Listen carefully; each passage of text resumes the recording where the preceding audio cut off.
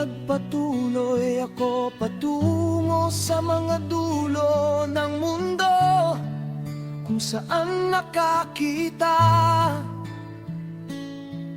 ako ng malalaking hayop na magkakaiba-ibang anyo, at mga ibon na sari-sari ang muka at hugis. Gayon din ang mga huni na magkakaiba ang tinig. Sa silangan ng mga hayop na ito ay napuna ko ang mga dulo ng mundo,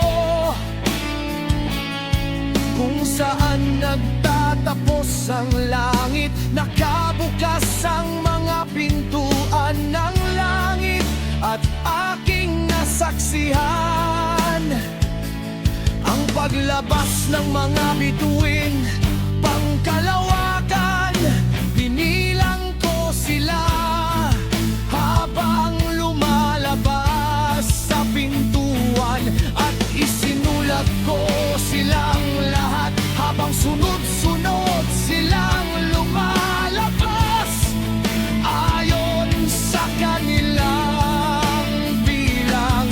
Isinulat ko ang lahat ng kanilang pangalan, ang kanilang mga panahon at mga kapanahunan, gaya ng itinuro sa akin ng anghel na si Uriel na kasama ko. Ipinakita niya sa akin ang lahat ng ito, at isinulat niya ang isang salaysay tungkol sa mga ito. Isinulat din niya para sa akin ang kanilang mga pangalan, ang kanilang mga tuntunin at ang kanilang mga gawain. Mula roon ay nagpatuloy ako patungo sa hilaga, hanggang sa mga dulo ng mundo, at doon ay nakakita ako ng isang dakila at maluwalhating kababalaghan sa mga dulo ng buong mundo. Nakita ko roon ang mga makalangit na pintuang bukas na patungo sa langit. Tatlo sa mga ito ay malinaw na magkakahiwalay. Ang hanig-amihan ay humahangin mula sa mga ito, nagdadala ng lamig, yelo, hamog na nagyelo, niebe, hamog at ulan.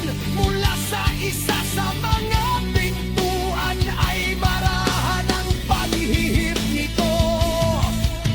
Ngunit kapag humahangin mula sa dalawa pang pintuan, ito ay may karahasan at malakas ang paghihip nito sa buong mundo. Mula roon ay nagtungo ako sa mga dulo ng mundo, sa gawing kanluran,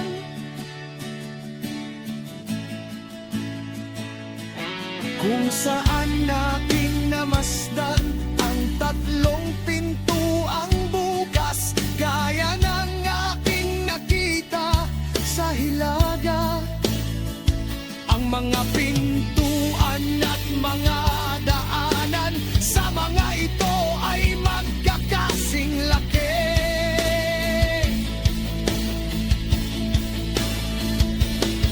Pagkatapos ay nagtuloy ako sa mga dulo ng mundo, sa gawing timog, kung saan nakita ko ang tatlong pintuang bukas, patibok na nagmumulaan ng hamog. Ulan at hangin